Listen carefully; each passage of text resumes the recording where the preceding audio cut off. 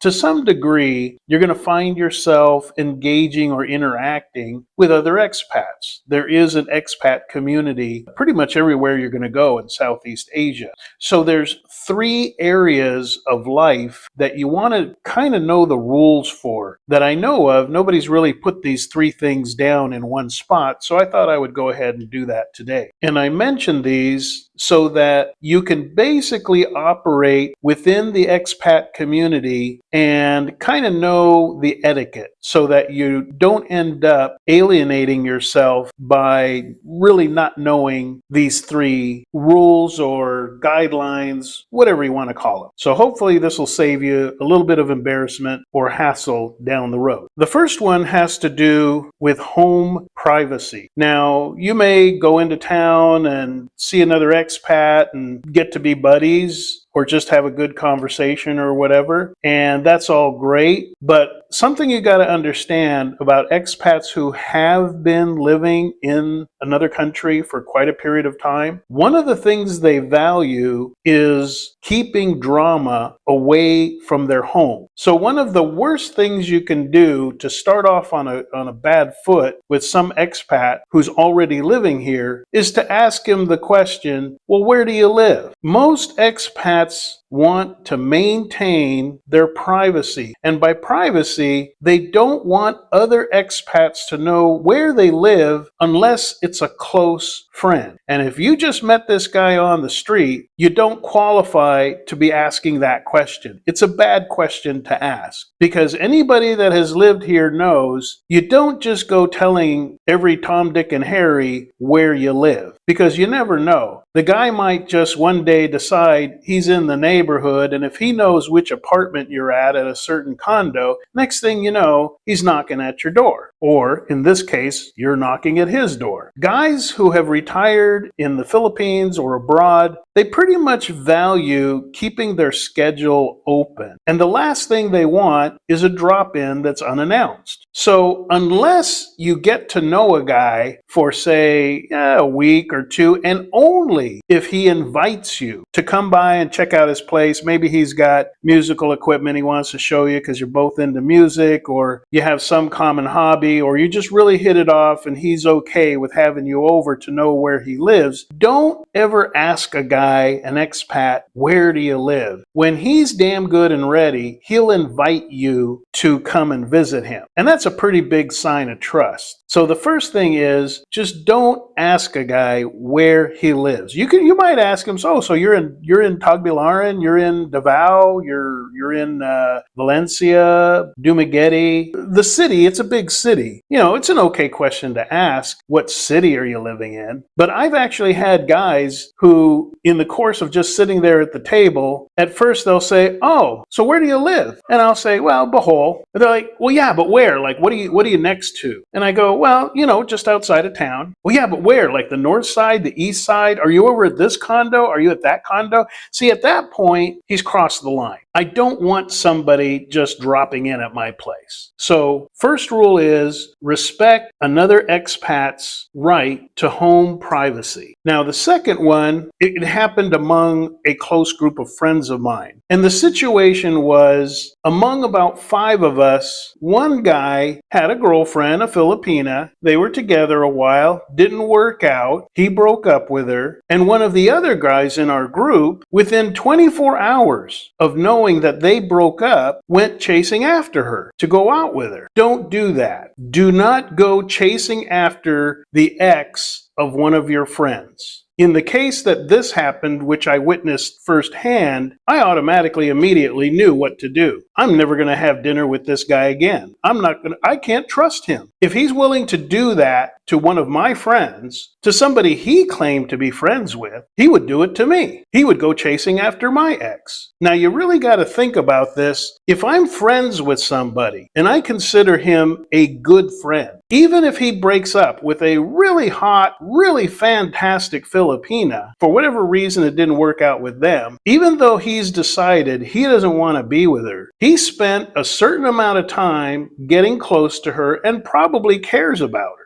even though he's not going to stay with her. So if I really care about my friend and his feelings, I'm not going to drag her to my side and force him to see me with her. I'm not going to do that. I care more about my friend. There's plenty of Filipinas out there. I don't need to go chasing his ex. And so you do not want to end up on the bad end of etiquette, call it bro code or whatever you want. That is highly unwelcome behavior to go chasing after the ex of somebody you called a friend or somebody who has befriended you. Now, it's a different thing if you really don't know the guy. You know, let's say that twice a month you go into a certain restaurant and some guy there in the last month, twice, he struck up a conversation. You guys never sent any PMs to each other. You never visited each other. You never had meals together. You just kind of know who he is. You don't even know his name. Now, if you end up bumping across his ex just by pure chance, and then somebody tells you, oh, well, hey, that's the ex of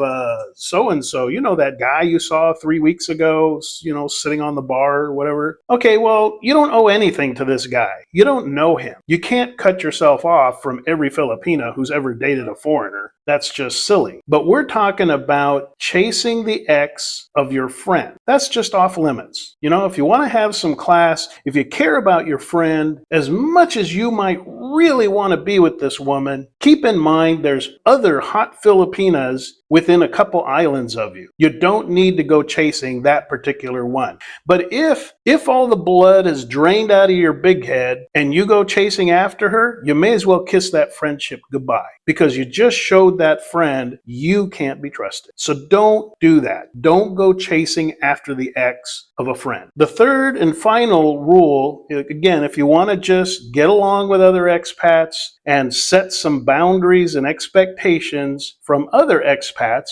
regarding where you live and who's going to go chasing after maybe your ex. The third thing is the issue of borrowing money. Do not go asking other expats for money. So let's say for whatever reason you have a hiccup in your income, you got to pay your rent, your money's not coming in till 5 days after the rent is due, otherwise you get stuck with some kind of late fee, whatever. Do not go to your expat friends to borrow anything that's over $50.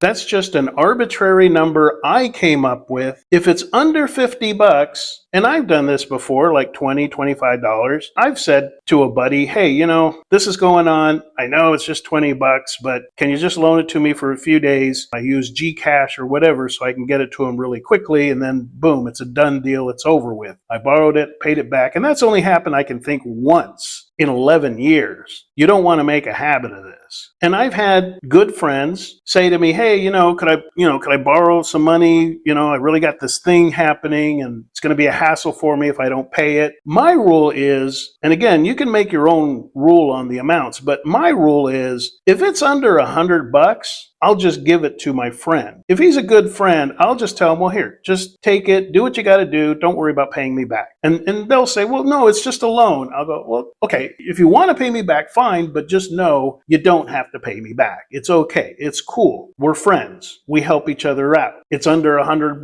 But if you don't really know a guy, again, you're still something of an acquaintance to him. You only know this expat because you talked to him 3 or 4 times, bumping into him at the mall. Unless you want to end up on just the unwelcome side of things, do not borrow money from other expats, especially when they are not close friends. If you got to pay a late fee to your landlord, then so be it. Pay the late fee. If you've got a credit card with some available balance on it, use your credit card. Borrow it from the bank. If you don't have a credit card, call up one of your relatives, your brother, your sister, your mom, your dad, your cousin, a former coworker, somebody, and borrow the money from them. But do not borrow money from guys that you hardly even know. You will find yourself ostracized pretty quick just for asking. Nobody really wants to be around a guy who needs $400, $500, $600, $800 and expects someone to trust him when he doesn't even really know him. Guys get hit up for money by Filipinas nonstop. The last thing they need is an expat coming to him with a sob story. Oh, well, I forgot to pay my BI fees and this and that, and I got to pay 500 or I got to leave the country. Just tell him, well, sorry, looks like you're going to be leaving the Philippines, or borrow it off a credit card or do something else, but sorry, I can't help you. I don't even hardly know you. Why would I give you $300, $400, $500? So to recap, respect the home privacy of other expats until they feel comfortable enough on their own to invite you to their home. Until that happens, don't ask them where they live. Just respect their privacy. Second thing, if you know an expat and you consider him a friend or a friend in the making, and he breaks up with his really hot ex, don't go chasing after her. That's really just such a putz move. And third thing, if you absolutely get into a bind and you need to borrow some money, get it from a credit card, get a loan from a family member, pay whatever late fee you got to do, but don't go hitting up expats you hardly know for money. And if you're the guy that's being asked for the money, say somebody comes to me, like I said, if he's a good friend, hey, here you go. No big deal. Don't worry about it. Don't worry about paying it back. You can buy me dinner or something next time we meet up. Just don't worry about it. But if I don't even know the guy, he's not even getting the $50. That's a benefit I only extend to my close friends, not to every acquaintance I bump into. So, love to hear your thoughts about it, what your rules are, and we'll meet up in the comments.